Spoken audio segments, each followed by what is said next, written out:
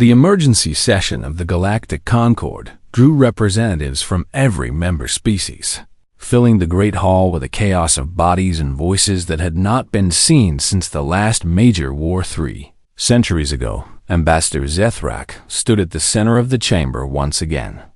But this time, his crystalline form flickered with colors that indicated barely controlled fury rather than the contempt he had displayed during humanity's admission hearing. The Kathmari delegation had demanded this gathering after losing an entire battle fleet to what should have been the weakest species in the galaxy. And they wanted answers. The new human ambassador entered the chamber without any escort.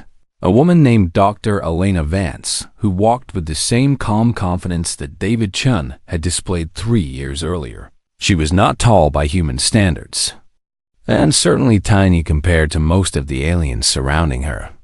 But something in her eyes made even the largest warriors in the room hesitate to meet her gaze directly. Zethrak wasted no time with formalities and demanded to know how humanity had destroyed 30 Kathmari warships without suffering a single verified casualty. Dr. Vance smiled slightly and said that she would be happy to explain, though she warned the council that they might not like what they heard. The Concord had made certain assumptions about humanity based on their physical characteristics. She began, and those assumptions had led to a fundamental misunderstanding of what humans actually were. Yes, humanity lacked natural weapons and armor and psionic abilities. Yes, their bodies were fragile compared to species like the Verkai or the Kathmari. Yes, their technology was less advanced than what the elder races possessed. But none of those things had ever been humanity's true strength. Dr. Vance paused and looked around the chamber, making eye contact with representatives from a dozen different species before continuing. She explained that humans had evolved on a world where they were not the apex predators, where larger and stronger and faster creatures had hunted them for millions of years before they developed the tools to fight back. This constant pressure had shaped humanity in ways that no comfortable dominant species could understand. Humans had learned to plan across generations, to hide their true capabilities until the perfect moment, to strike from shadows and then disappear before retaliation could find them. They had developed something called the Umbra Protocol. Dr. Vance continued, an organization that had existed in various forms since before humanity even knew that alien life was possible. The protocol brought together the most elite warriors, spies, assassins, and strategic minds that Earth had ever produced, unifying them under a single directive that superseded all national boundaries and political disagreements. That directive was simple: protect humanity at any cost. The chamber erupted in angry shouts and demands for more details. But Dr. Vance simply waited for the noise to subside before continuing her exclamation. Every human colony in the galaxy contained Umbra sleeper agents who lived ordinary lives until they were needed. Every human trading vessel carried operatives trained in infiltration and elimination. Every diplomatic mission included observers who memorized the layout of every building they visited, cataloged every security system they encountered, and identified every weakness that might be exploited in the future. The Verkai ambassador interrupted to ask how long humanity had been placing agents aboard Concord vessels and installations.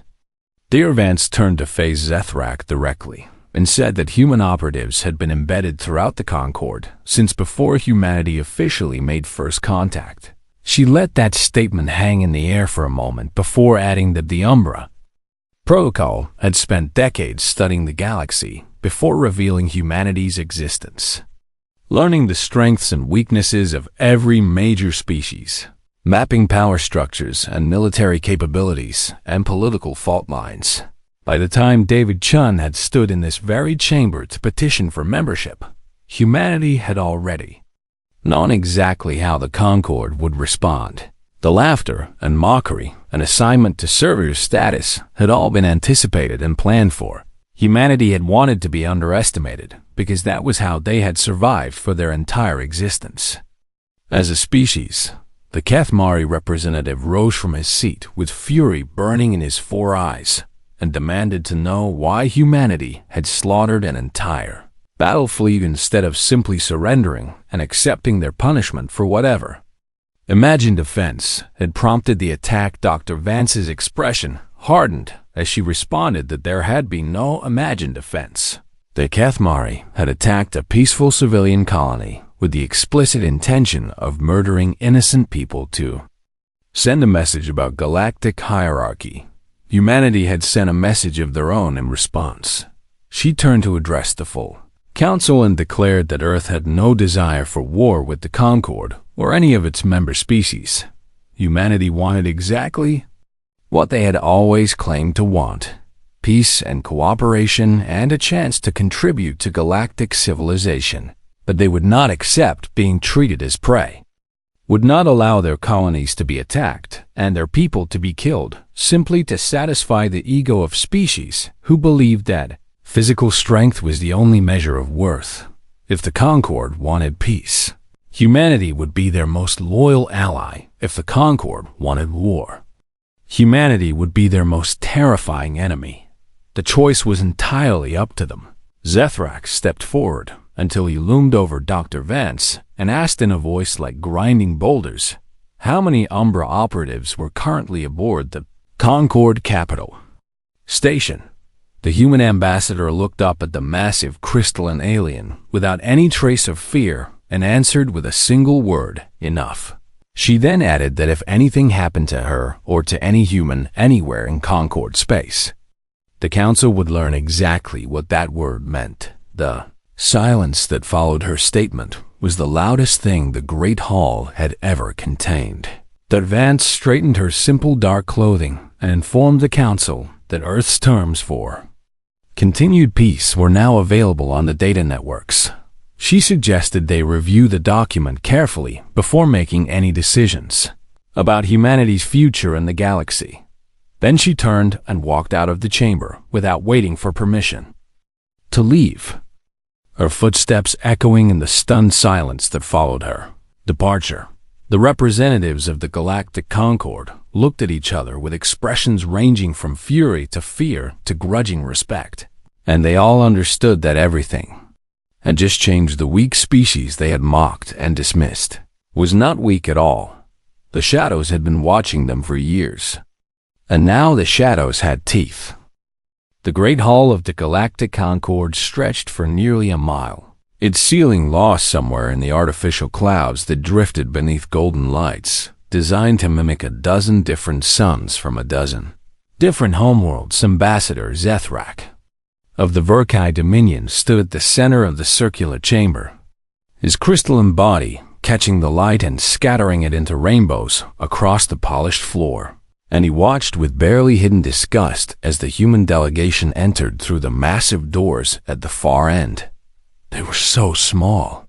These creatures from the planet called Earth. Zethrak had studied the reports about humanity before this meeting, and he had laughed at what he read, for these beings possessed no natural weapons of any kind, no claws that could tear through metal, no fangs that dripped with venom, no scales or shells to protect their fragile bodies from harm.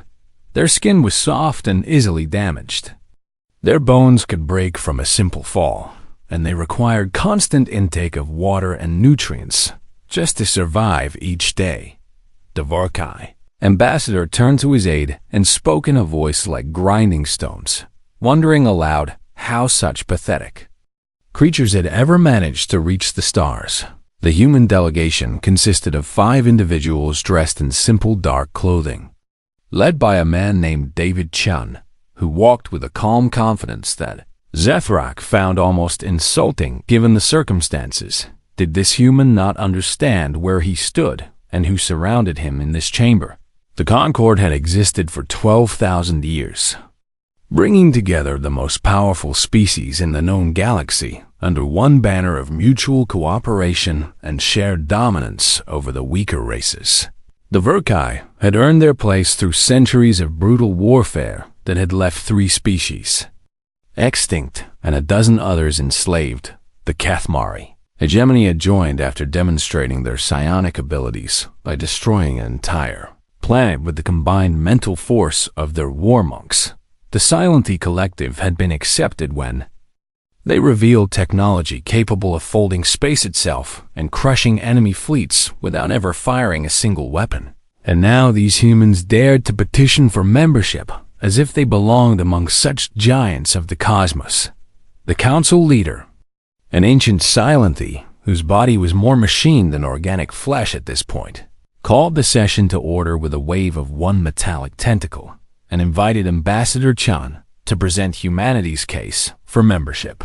David Chun stepped forward and bowed respectfully to each section of the chamber before beginning to speak in a voice that carried clearly despite its lack of volume. He spoke of Earth's history and its struggles, of how humanity had crawled up from caves to build cities, and from cities to build ships that could cross the void between stars. He spoke of their desire for peace and cooperation, for trade and cultural exchange, for the chance to learn from the elder species and perhaps contribute something of value in return. Zathrak listened with growing impatience and finally interrupted with a booming declaration that the Concord had no need for another weak species begging for scraps from its table. The crystalline giant stepped closer to the human ambassador until he towered over the man like a mountain over a pebble. And he demanded to know what humanity could possibly offer that the Concord did not already possess in abundance. David Chun looked up at the massive alien without any trace of fear in his eyes and simply smiled before answering that humanity offered friendship and loyalty and a willingness to work hard for the benefit of all. The chamber erupted in laughter from 100 different species, sounds ranging from high-pitched squeals to rumbling bass notes that shook the floor beneath their feet. Warlord Deshvan of the Kethmari rose from his seat and declared through his translator that humanity should be grateful that Concord was even considering their application, for lesser species had been exterminated for wasting the Council's time with such empty promises. The debate continued for several hours as various representatives took turns mocking humanity's physical weakness, their primitive technology, and their apparent lack of any special abilities that might prove useful to the greater galactic community. Through it all, David Chun and his delegation remained calm and polite, accepting every insult with a slight nod and offering no defense. Beyond their continued request for membership, finally, the council leader called for a vote, and the decision was announced with what almost seemed like disappointment, that they could not simply reject the application outright. Humanity would be granted provisional membership in the Galactic Concord, but only at the lowest tier reserved for servitor species who had not yet proven their worth. They would be given mining rights to the barren asteroid belts in Sector 447, the scraps that no other species wanted because the resources there were too difficult to extract profitably. They would be required to pay tribute to the Concord in the form of raw materials and labor, and they would have no vote in council matters until such time as they demonstrated capabilities worthy of respect. David Chun accepted these terms with another bow and thanked this council for their generosity in allowing humanity to join the galactic community. As the human delegation turned to leave, Zethrak called out one final insult, declaring that he gave humanity perhaps 50 years before they collapsed under the weight of their own inadequacy and came crawling back to beg for protection. The ambassador paused at the door and looked back over his shoulder with that same calm smile he had worn throughout the entire proceeding. He simply said that humanity was grateful for the opportunity to prove itself and that he hoped the Concord would not regret their decision. Then he was gone, and the chamber burst into fresh rounds of laughter at the absurdity of such a statement from such a weak and insignificant species. What none of them knew, what none of them could possibly have guessed, was that David Chun's smile had nothing to do with gratitude or hope. It was the smile of a man who had just completed the first phase of a plan that had been set in motion long before humanity ever left Earth deep beneath the mountains of Switzerland. In a facility that did not exist on any map or in any database, a message was received and decoded by men and women who had dedicated their lives to a single purpose. The message contained only 3 words that would change the course of Galactic history forever. It read simply, Phase 1 complete. The organization known as the Umbra Protocol had just placed humanity inside the greatest power structure in the known universe. And not a single member of the Concord had any idea what was coming. The shadows had arrived among them, patient and watching and waiting for the moment when Earth would finally show the galaxy what humans were truly capable of becoming when they were pushed too far. 3 years had passed since humanity joined the Galactic Concord as a servitor species. And in that time, the humans had done exactly what everyone expected of them. They mined asteroids and shipped raw materials to their betters without complaint. They paid their tributes on time and in full.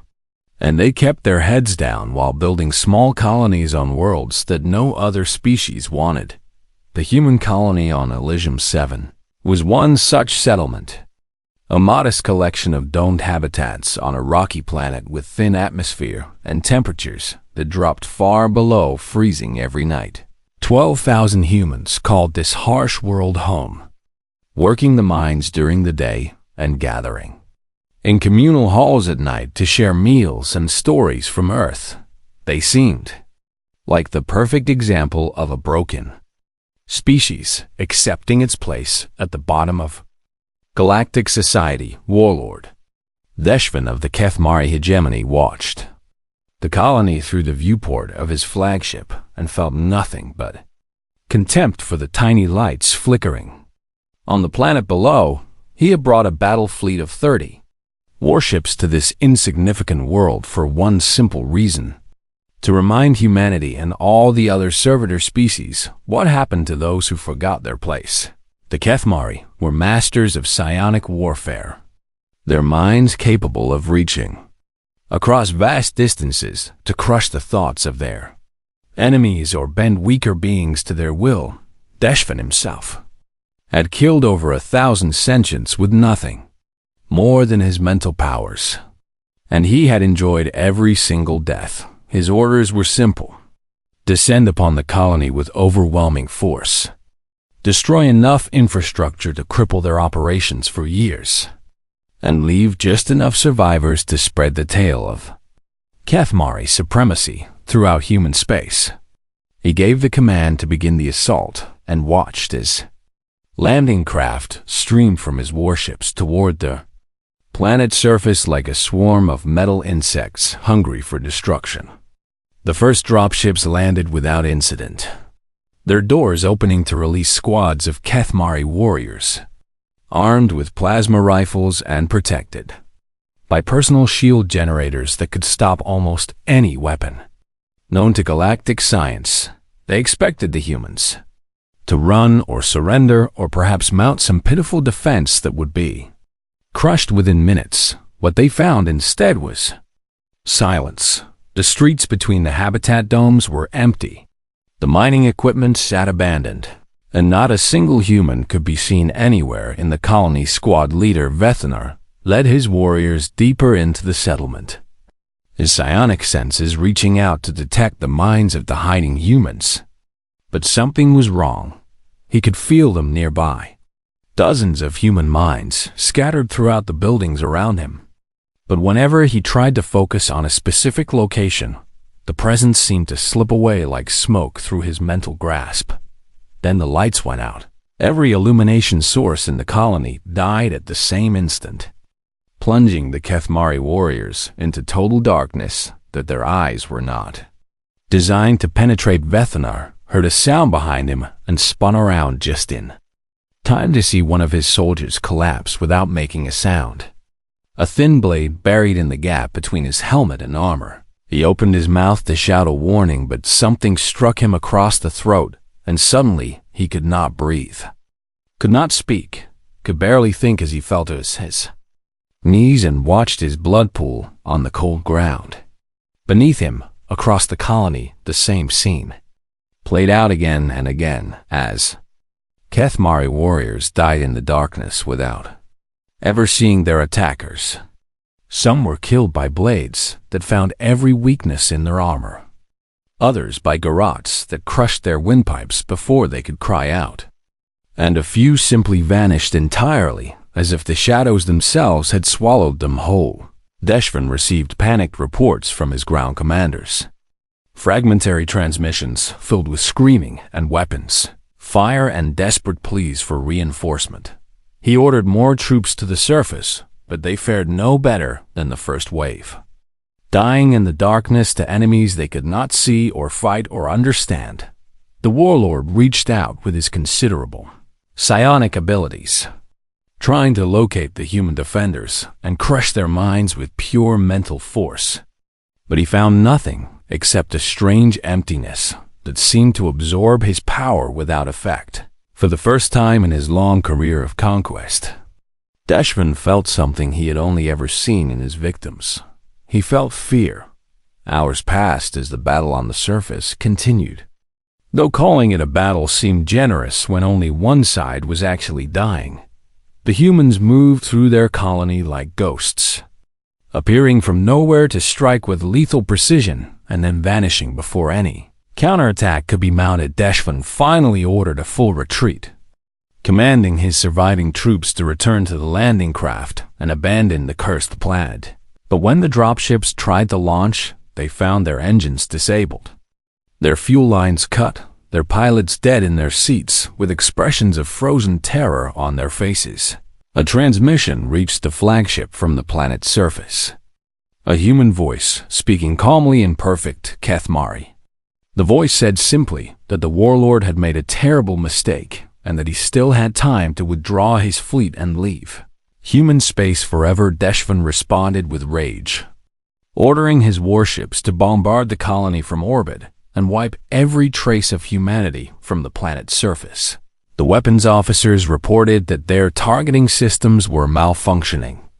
Their ammunition magazines had been sabotaged, and several key components had been removed from the main batteries without anyone noticing. Impossible, the warlord screamed, for no one could have boarded his ships without detection.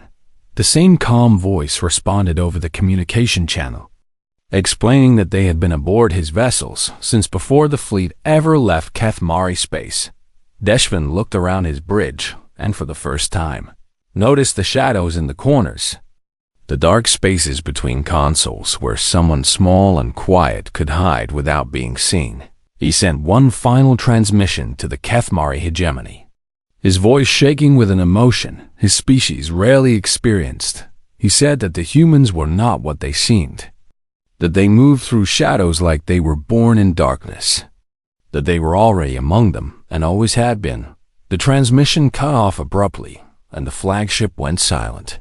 When Kethmari reinforcements arrived 3 days later, they found all 30 warships drifting in perfect formation around Elysium 7. Every single crew member was dead, killed with the same surgical precision that had eliminated the ground forces. There was no structural damage to any vessel, no signs of conventional combat. Nothing except thousands of bodies and a single message. Carved into the bridge wall of the flagship in letters a foot tall, the message read, "You were warned the Galactic Concord had just learned that humanity was not the weak and helpless species they had assumed. And the lesson had been written in Kethmari blood. The shadows of Earth had finally revealed themselves, and the galaxy would never be the same." The Galactic Concord shattered within a month of Dr. Vance's revelation, splitting into factions that could not agree on how to respond to the human threat. The younger species, those who had joined the Concord more recently and had never fully trusted the elder races, immediately reached out to humanity seeking alliance and protection. They had seen how the mighty Kethmari fleet had been annihilated without humanity losing a single soldier, and they wanted to be on the winning side of whatever conflict was coming. The elder races were not so quick to accept their new reality. Ambassador Zeth Rak convinced the Verkai Dominion to join forces with the remnants of the Kethmari, hegemony, and several other species who refused to bow to creatures they still considered inferior. They called themselves the Purification Coalition and announced their intention to exterminate the human infestation before it could spread any further through the galaxy. Their combined military power was staggering. Thousands of warships crewed by millions of warriors who had conquered dozens of species throughout their long histories. Surely such overwhelming force would be enough to crush a single young species. Regardless of what tricks they had hidden in their shadows, General Marcus Cole stood in the command center of the Umbra Protocol's primary facility, watching holographic displays that tracked Coalition fleet movements across hundreds of light years. He was a tall man with gray hair and eyes that had seen too much death to be surprised by anything anymore. And he addressed his officers with a calm voice that betrayed no concern about the enemy armada gathering against humanity. He reminded them that they would not be fighting this war the way the Coalition expected, that they would not meet fleets with fleets or armies with armies. Humanity would fight the way they had always fought when, facing superior physical force, they would fight from the shadows. The first Coalition offensive targeted the human colony world of New Singapore, a heavily populated planet that served as humanity's primary trading hub in the outer sectors. Admiral Kethvan of the Varkai led a fleet of 200 warships toward the planet, confident that no amount of shadow trickery could stop such overwhelming firepower. He never reached his destination 3 days before the fleet arrived. Kethvan was found dead in his personal quarters aboard the flagship. The doors had been locked from the inside. The security systems showed no unauthorized entry, and yet someone had placed a human combat knife directly through the Admiral's crystalline heart. His replacement assumed command and pressed forward, only to discover that the fleet's navigation computers had been subtly altered. Instead of emerging from faster-than-light travel near New Singapore, the warships found themselves in the heart of an uncharted asteroid field that destroyed 40 vessels. Before the fleet could come to a halt, the surviving ships limped back to Coalition space without ever seeing a single human. Similar disasters befell every major Coalition operation over the following months. Supply convoys vanished without trace, their cargo appearing days later in the hands of species allied with humanity. Military commanders died in their sleep, in their offices, in the middle of crowded briefings surrounded by guards who saw nothing. Communication networks went dark at critical moments, leaving fleets unable to coordinate and armies unable to receive orders. The Coalition tried to strike at Earth directly, assembling their largest fleet for a final decisive assault on humanity's homeworld. General Cole received intelligence about the attack before the Coalition had finished planning it. Thanks to Umbra operatives embedded so deeply in enemy command structures that they attended the strategy meetings in person. He did not try to defend Earth with conventional forces. Instead, he simply waited. The Coalition fleet arrived in the Sol system to find Earth completely undefended. Not a single warship or orbital platform standing between them and the blue planet that had spawned their enemy. Admiral Zethrak himself led the assault, eager to claim vengeance for the humiliations humanity had inflicted upon his people. He ordered the fleet to advance and prepare for planetary bombardment, savoring the thought of watching human cities burn. Then the reports started coming in. Engineering crews discovered explosive devices attached to critical systems throughout every ship in the fleet, devices that had been placed during the vessel's original construction in Coalition shipyards. Medical officers found that the fleet's water supplies had been contaminated with a slow-acting sedative that was already affecting crew performance. Navigation officers realized that their jump drives had been modified to prevent retreat, trapping the fleet in a system that suddenly felt very much like a cage. A transmission reached the flagship from somewhere on Earth's surface, and General Cole's voice filled the bridge. He explained that the Coalition fleet was currently surrounded by 300 human stealth ships that had been shadowing them since they left their home ports. Every vessel in the Armada had been compromised before the war even began. Every commander had Umbra operatives within arm's reach, waiting for the order to strike. Zethrak could order the bombardment of Earth if he wished, but not a single shot would reach the surface before his entire fleet died. The Vorkai ambassador demanded to know what humanity wanted, his crystalline voice cracking with something that sounded almost like desperation. General Cole's response was simple. He wanted the coalition to go home, to tell their governments that this war was over, and to remember that humanity had shown mercy when they could have chosen annihilation instead. The explosives could have been detonated at any time. The contaminated water could have been poisoned instead of sedated.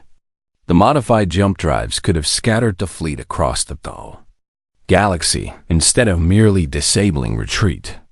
Humanity had chosen to demonstrate their power without using it. They hoped the coalition would be wise enough to understand. The message. Zethrak looked around his bridge at the officers who had followed him into this trap, at the warriors who had believed that physical strength would always triumph over clever enemies. He thought about the thousands of ships under his command, about the millions of lives that hung in the balance, about the pride of species who had never known defeat. Then he gave the order to stand down. The Shadow War ended not with a final battle, but with a final choice. And the coalition chose survival over pride. General Cole watched the enemy fleet withdraw from Earth orbit and allowed himself a small smile. He had told his officers that humanity did not need to win battles. They needed to make their enemies afraid to start them. Mission accomplished.